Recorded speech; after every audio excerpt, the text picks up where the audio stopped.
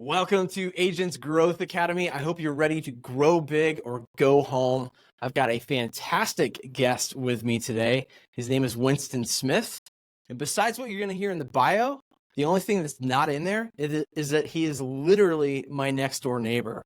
We're very exclusive in this neighborhood. We only let in insurance industry people. No, I'm kidding.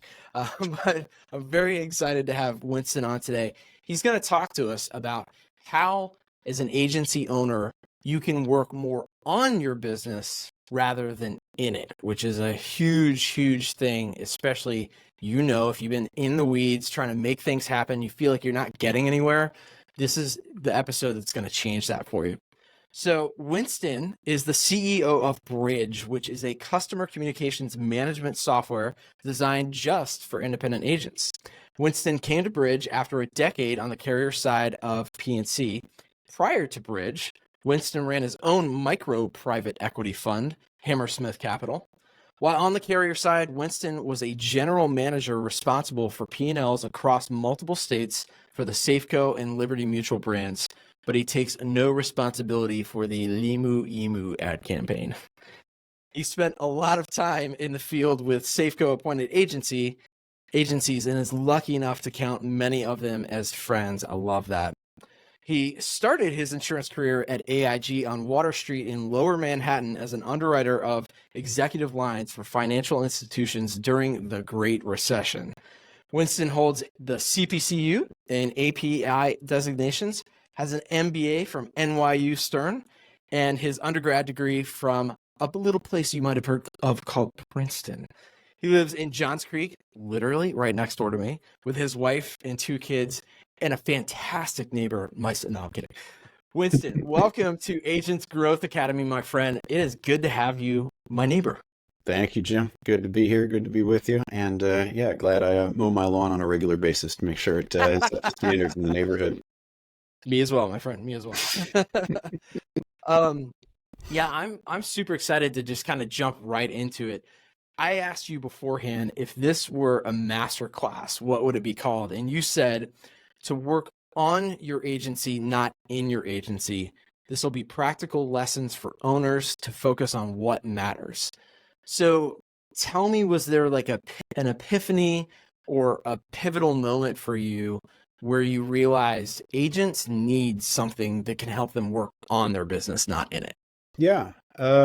It probably goes back to my days. So I'm an insurance nerd, like a lot of us are, who joined the podcast and around the industry. I love the business. It's, like Cass says, the best industry God ever created. Absolutely. And so I read the literature, and one of the research that I'm a big fan of is the Agency Universe study.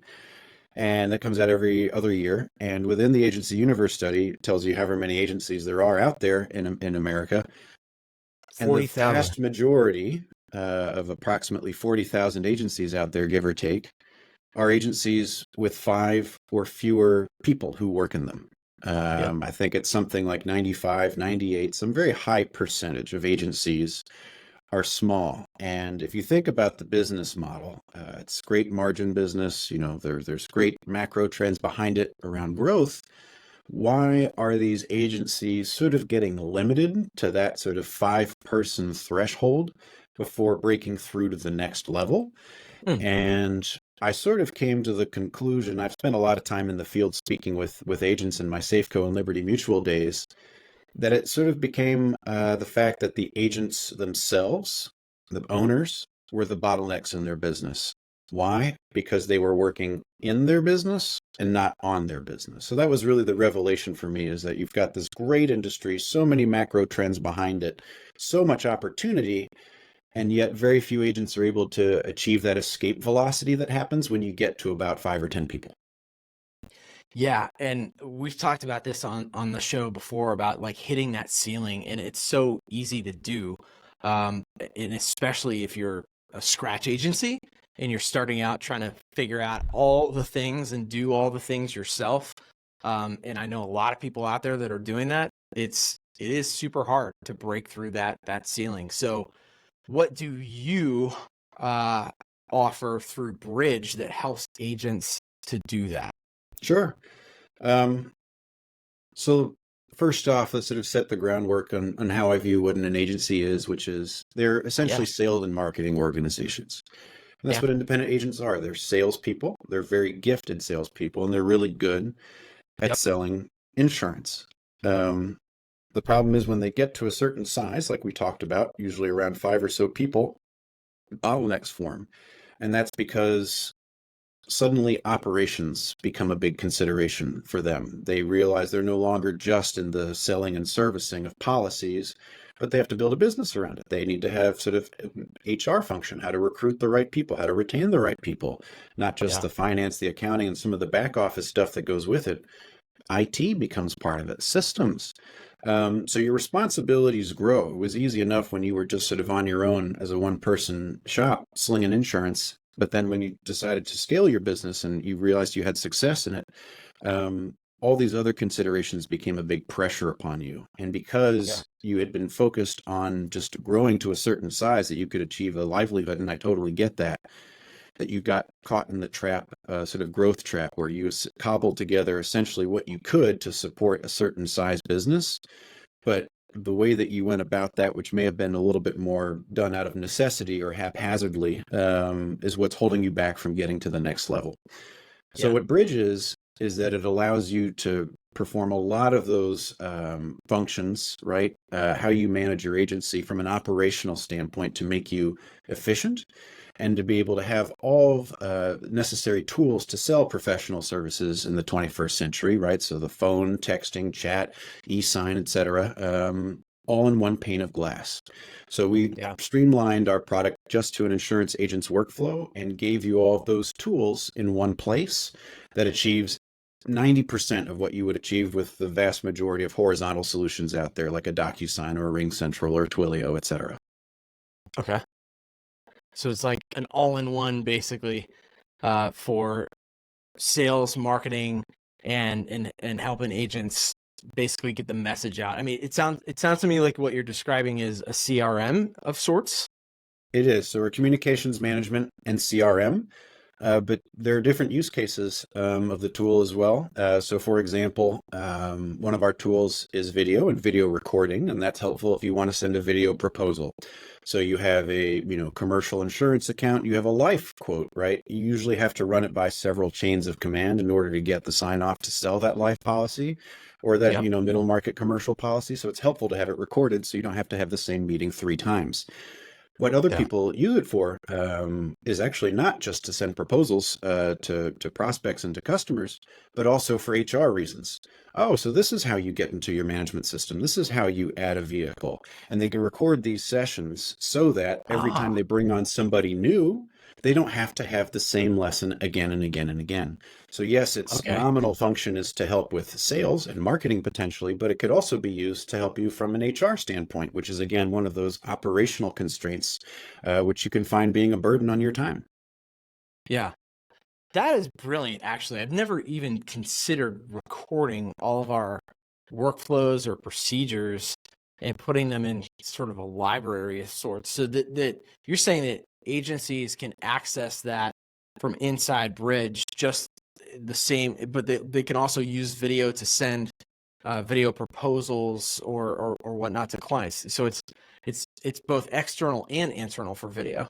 Right. Exactly. Okay.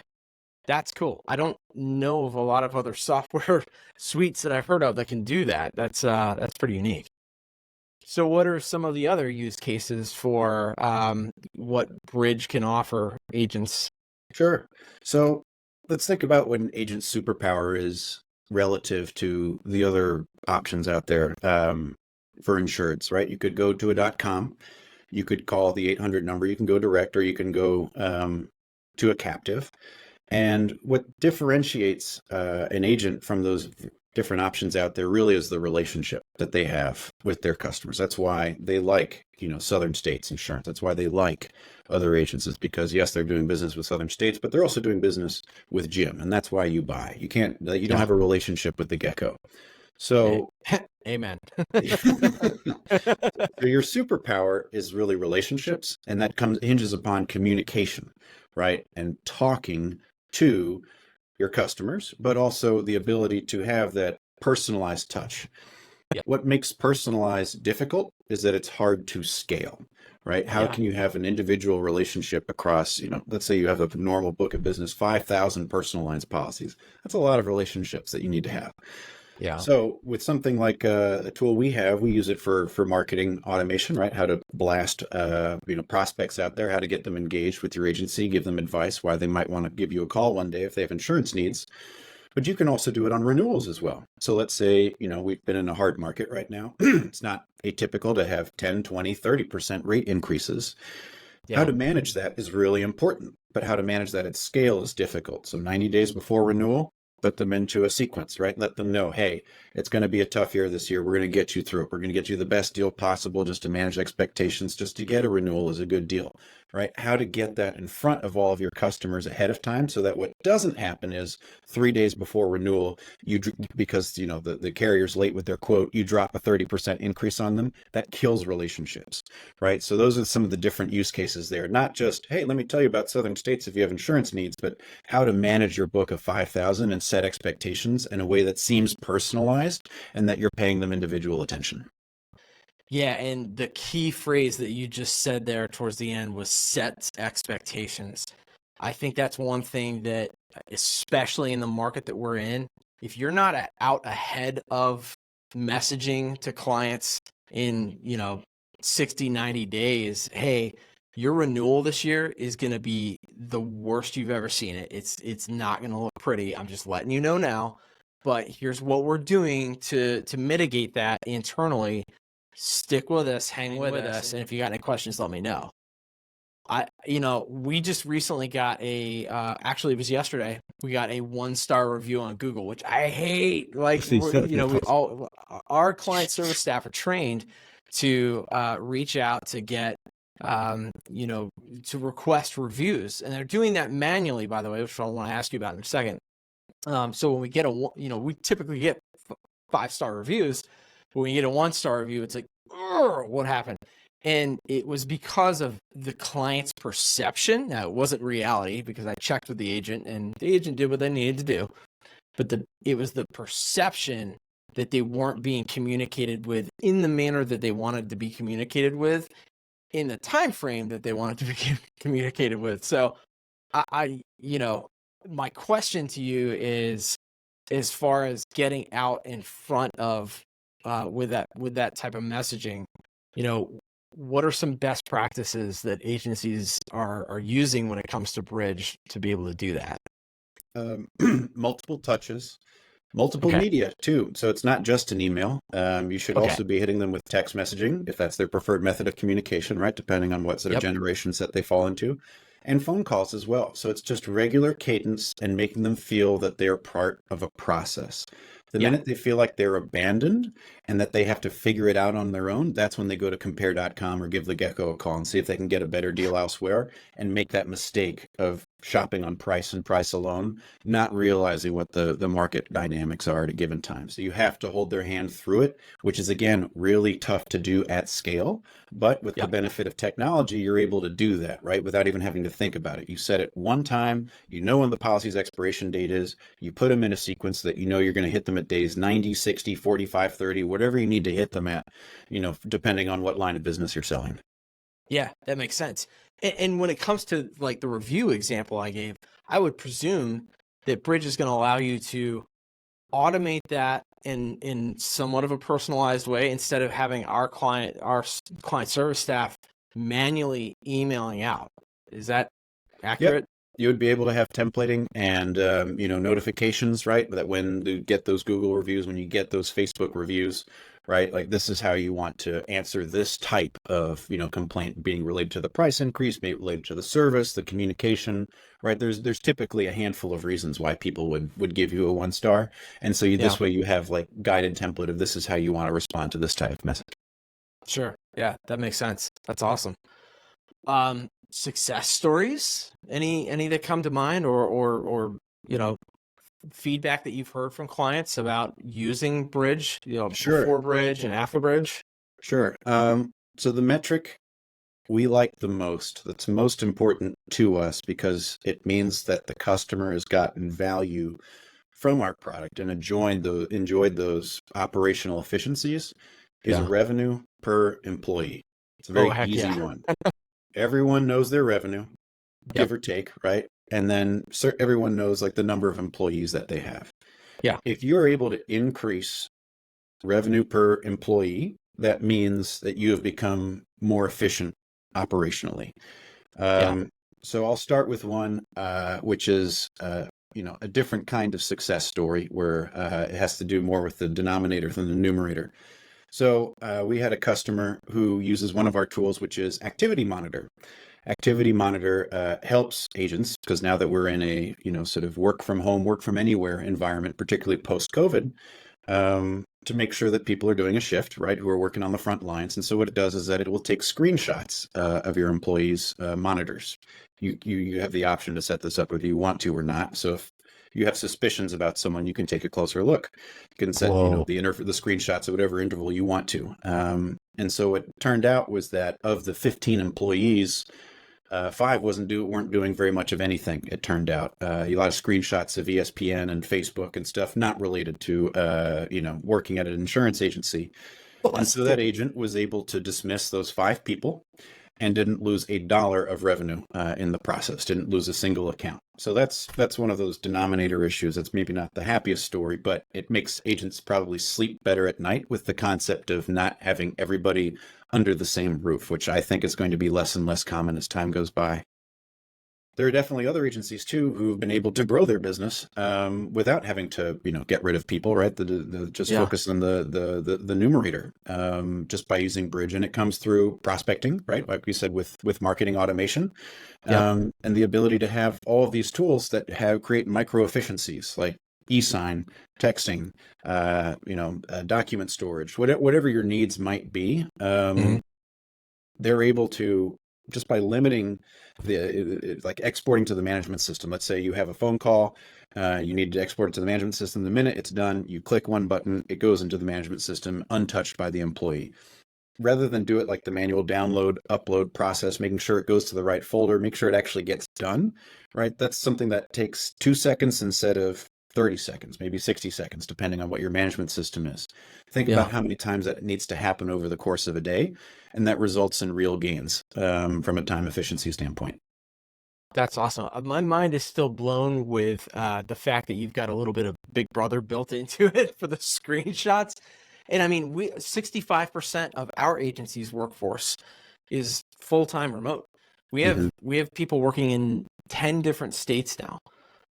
In 3 years ago, we had 2 states, just Georgia and North Carolina. Now we're spread all the way out to Nevada, which is insane. Never would have thought that. I've never heard of anybody being able to do that. That's that screenshot thing is quite intriguing.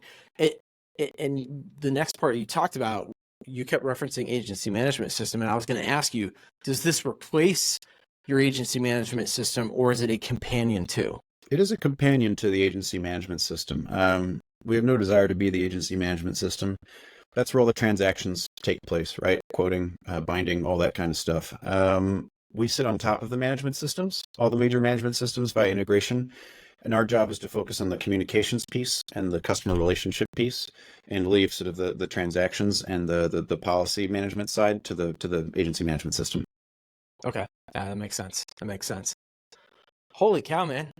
This thing is like locked and loaded. You guys have really put a lot of hard work into this. And I would imagine that this did not just happen overnight. I mean, like, are y'all actively adding different features like the screenshots thing? I mean, are these things actively being added through customer feedback, or just like, how's that working?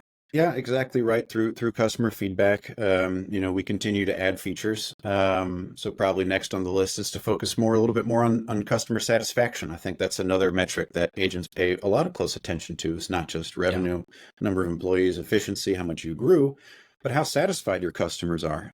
Because as we all know, as you focus on the growth side more, there's less pressure to grow when you retain more, and you know that you'll retain more with more satisfied customers. So after interactions, after onboarding, after renewal, how did we do? What could we do better? getting that automatic prompts and feedback there, particularly if you want to sort it by which of your CSRs or which of your producers handled it well. Like you're able to get that kind of granularity Yep. around how your business is performing. So you don't have to worry about, broker of records somewhere else in the middle of the night, because you know that this customer's given you positive feedback along the way. That is when we tend to think about broker of record letters, by the way, is the middle of the night. Wakes me up in a cold sweat, especially if it's a larger account.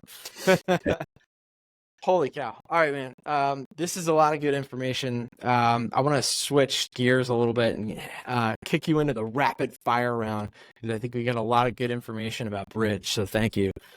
What's one piece of technology or software you can't live without? And you're not allowed to say Bridge. Yeah.